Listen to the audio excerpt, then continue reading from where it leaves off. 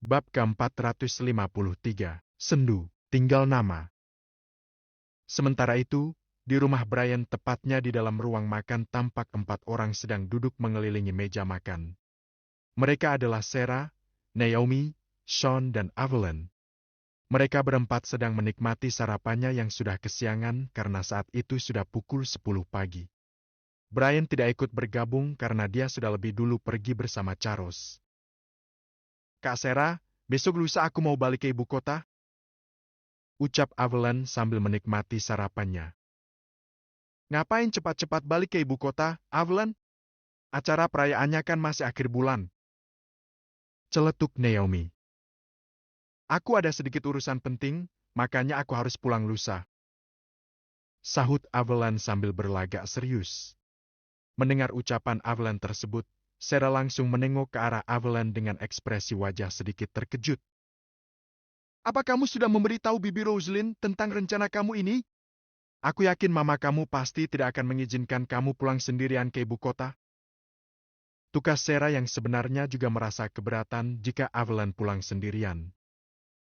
"Aku sudah memberitahu mama dan dia langsung mengizinkan," sahut Evelyn sambil tersenyum. "Kok bisa? Awas kalau kamu bohong. Aku akan telepon Bibi Rosalind sekarang juga," ujar Sarah. "Aku tidak bohong, Kak Sarah. Mama langsung memberi izin karena aku juga tidak pulang sendirian. Aku pulang bersama Kak Yasmin," sahut Evelyn santai.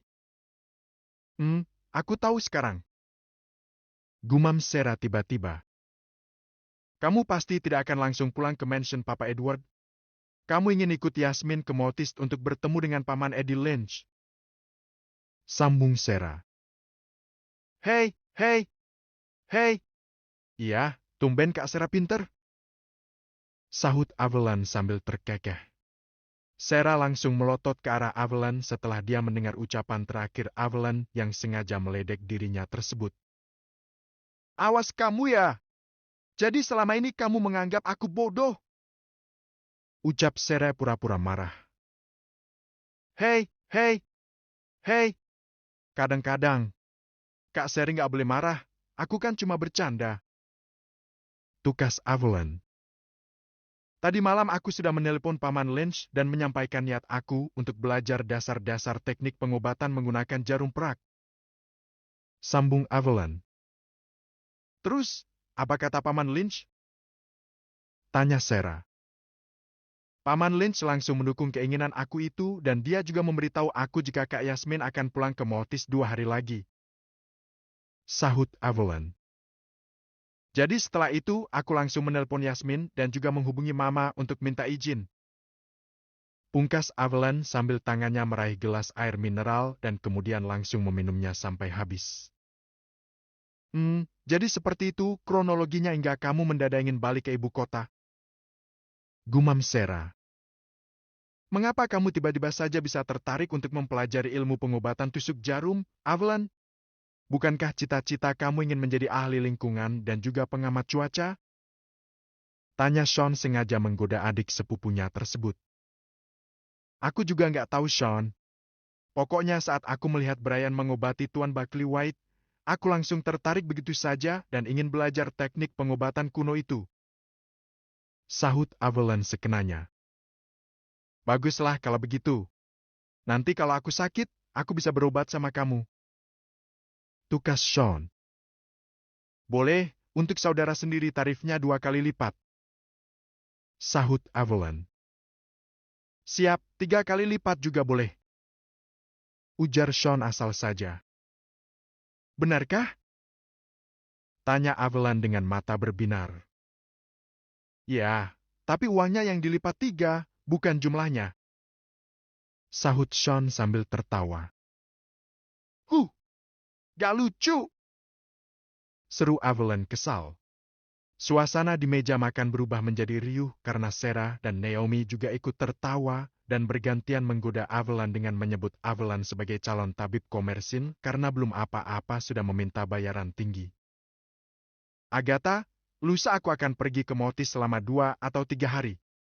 Selama aku tidak di tempat, Mama yang akan membantu kamu," Ucap Stephen sambil tangannya tetap sibuk menandatangani setumpuk berkas yang ada di atas meja kerjanya.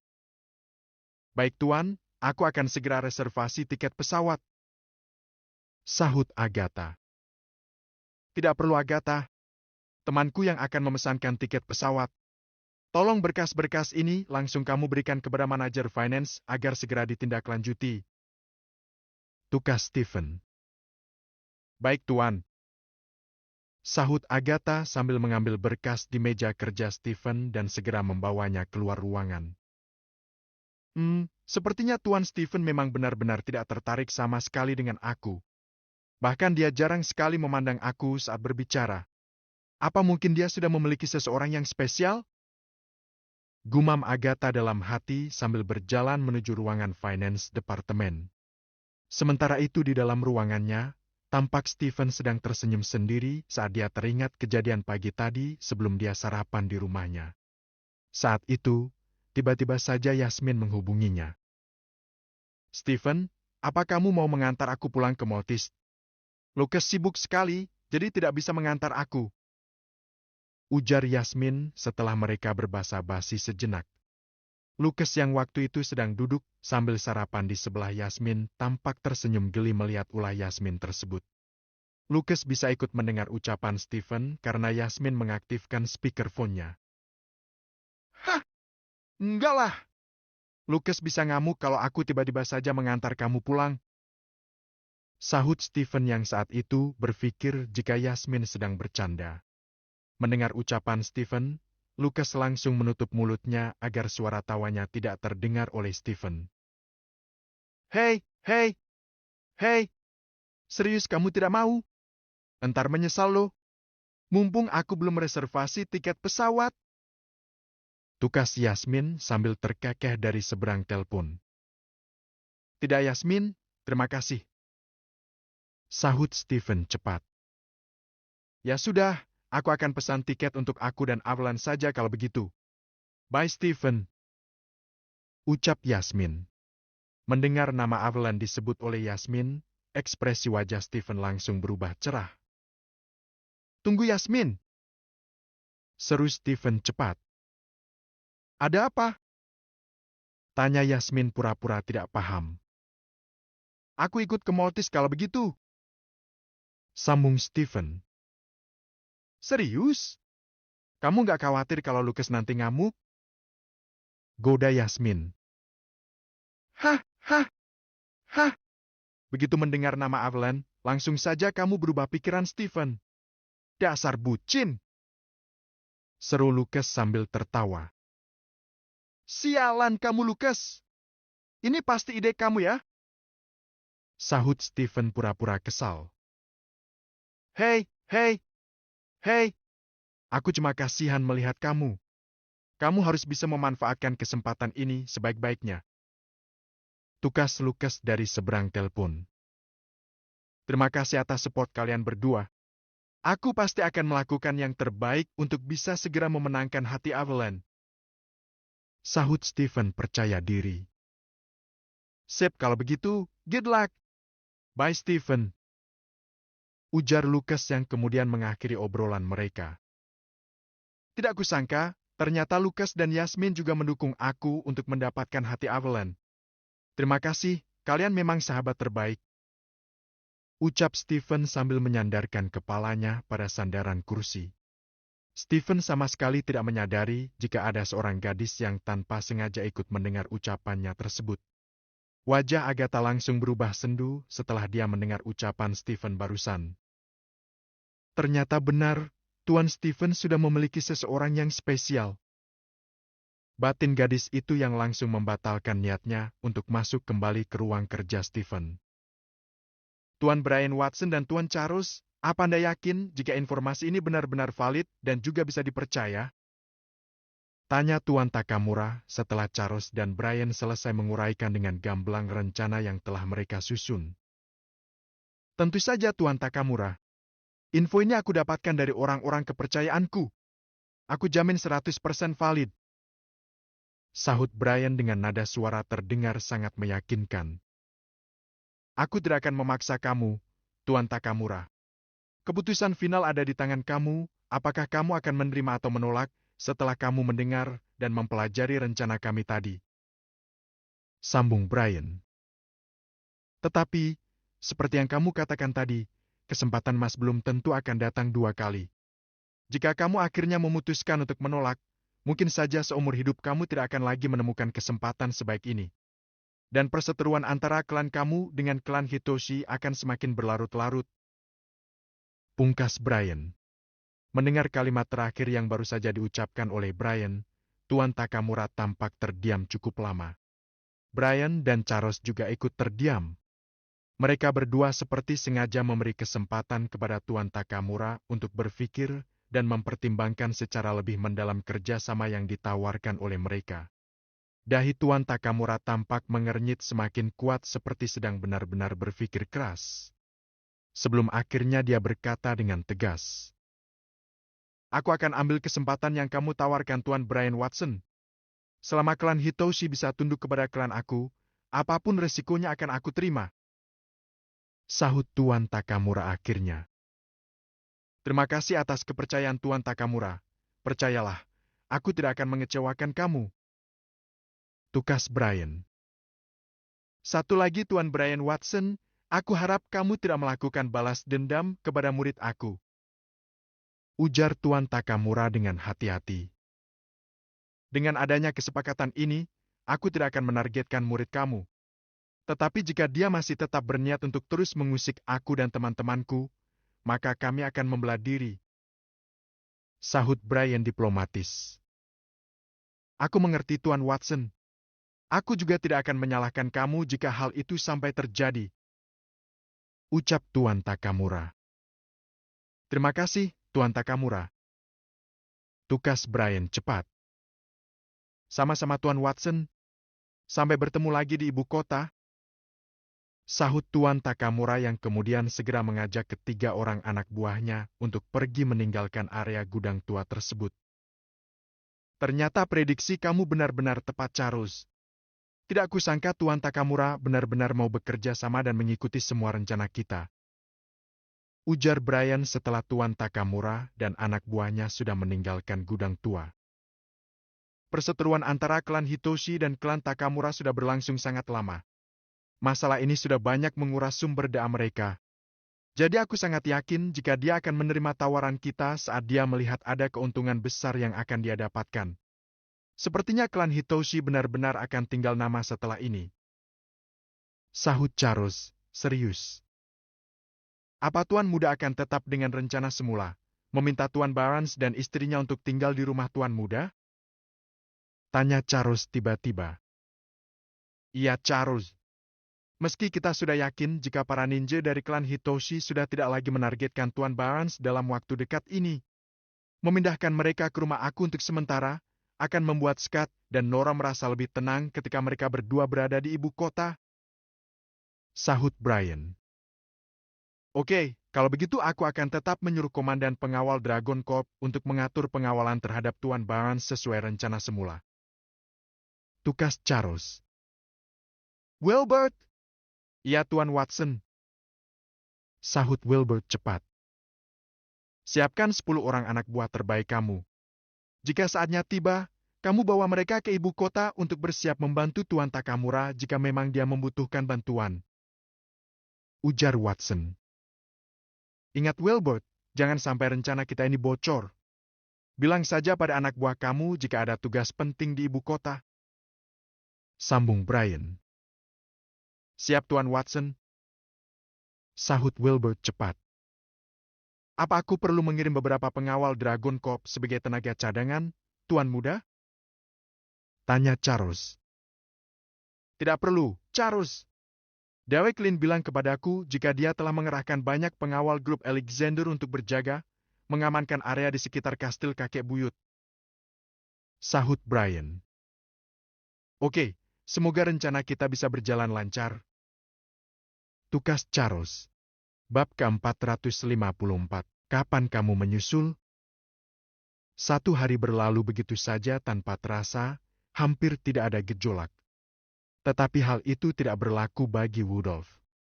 Cedera pada kaki dan mukanya yang babak belur akibat diajar oleh Black Snake dan Derek Lin memang terlihat sudah mulai sembuh setelah dirawat dengan sangat baik oleh perawat dan dokter pribadi keluarga Robinson dan juga dengan menggunakan obat-obatan khusus yang sangat bagus kualitasnya. Berbeda dengan kondisi tubuhnya yang terus membaik, kondisi kejiwaan Rudolph malah semakin tidak baik-baik saja. Saat ini, Rudolph benar-benar sedang merasa tersiksa sekaligus marah. Hatinya terus bergejolak setelah dia tahu jika sang papa, Randall Robinson, sungguh-sungguh menghukum Rudolph, persis seperti yang dia katakan sebelum pergi meninggalkan apartemen bersama Rebecca. Hal itu diketahui oleh Rudolph saat dia mencoba keluar dari apartemen untuk sekedar turun ke basement dengan tujuan akan mengambil barangnya yang tertinggal di dalam mobilnya. Baru saja dia membuka pintu apartemen, dua orang bodyguard Randall Robinson langsung muncul, mencegat dan meminta Rudolph untuk segera masuk kembali ke dalam apartemennya. Maaf, Tuan Rudolph. Tuan Randall Robinson melarang Anda untuk keluar dari apartemen tanpa izin langsung dari Tuan Robinson. Silakan Anda kembali saja. Ucap salah seorang pengawal yang ditugaskan oleh Randall Robinson untuk berjaga di depan pintu apartemen Rudolph. Kurang ajar! Berani sekali kalian melarang aku. Aku cuma mau turun ke basement, mengambil barang yang tertinggal di mobilku. Minggir sana! Teriak Rudolph langsung saja emosinya terpancing karena mentalnya memang sedang sedikit terganggu. Dengan sekuat tenaga, Rudolph mendorong kedua orang pengawal itu agar segera menyingkir dari hadapannya, tetapi kedua orang pengawal itu tampak tak bergeming. Mereka malah balik menangkap tangan Rudolph dan mendorongnya untuk masuk kembali ke dalam apartemen. Bangsat! Berani sekali kalian menyentuh aku! Teriak Rudolph langsung memaki-maki kedua orang pengawal suruhan Randall Robinson tersebut. Maaf Tuan Rudolph, kami cuma sekedar menjalankan perintah Tuan Randall Robinson. Dan asal tahu saja, saat ini mobil Anda sudah ditarik oleh Tuan Robinson dan dibawa ke kantor pusat Randall Trading. Sahut si pengawal dengan nada suara hampir tanpa emosi. Kalau Tuan Rudolph tidak percaya, silakan Tuan langsung menghubungi Tuan Randall Robinson. Sambung sang pengawal tanpa melepaskan lengan Rudolph yang masih dia pegang dengan kuat. Bagaimana aku bisa menghubungi Papa? Ponsel aku saja sudah dihancurkan oleh Papa. Dasar tolol! Teriak Rudolph kembali memaki si pengawal. Maaf, aku lupa menyerahkan ini kepada Anda. Alat komunikasi ini hanya bisa Tuan Rudolph gunakan untuk menghubungi Tuan Randall Robinson. Ujar salah seorang pengawal sambil menyerahkan sebuah alat komunikasi seukuran ponsel kecil yang sama sekali tidak memerlukan SIM card. Alat tersebut sudah disetting secara khusus oleh teknisi Randall Robinson sehingga Rudolph hanya bisa menggunakan alat itu untuk menghubungi sang papa. Rudolph yang tangannya sudah kembali bebas, langsung merebut alat komunikasi tersebut dari tangan si pengawal dan bergegas menekan tombol panggil. Setelah 3 kali lebih Rudolph mencoba menghubungi Randall Robinson, barulah panggilannya tersambung dan mendapat respon dari sang papa. Mengapa Papa mengambil mobilku? Apa Papa benar-benar ingin mengurung aku di apartemen aku sendiri? Teriak Rudolph meledak-ledak, ingin memaki papanya tetapi tidak punya keberanian sedikit pun. Bukankah Papa sudah bilang akan menghukum kamu dalam jangka waktu yang belum aku tentukan sama sekali tidak boleh keluar dari apartemen kamu? Mengenai masalah mobil, itu adalah salah satu fasilitas yang Papa tarik selain jatah bulanan kamu. Sahut Randall Robinson. Selama ini ternyata Papa sudah salah, tidak pernah menghukum kamu saat kamu berbuat salah Rudolph. Akibatnya perbuatan buruk kamu menjadi semakin tidak terkendali. Bahkan kamu sampai tega untuk mencelakai Sean, keponakan kamu sendiri. Sambung Randall Robinson. Papa ingin kamu merenungkan dan menyesali kesalahan fatal kamu yang telah mencoba untuk membunuh cucu terbaik aku. Kalau kamu tetap nekat dan berusaha kabur dari apartemen kamu, aku sudah memerintahkan kedua orang pengawal itu untuk tidak segan-segan menghajar kamu.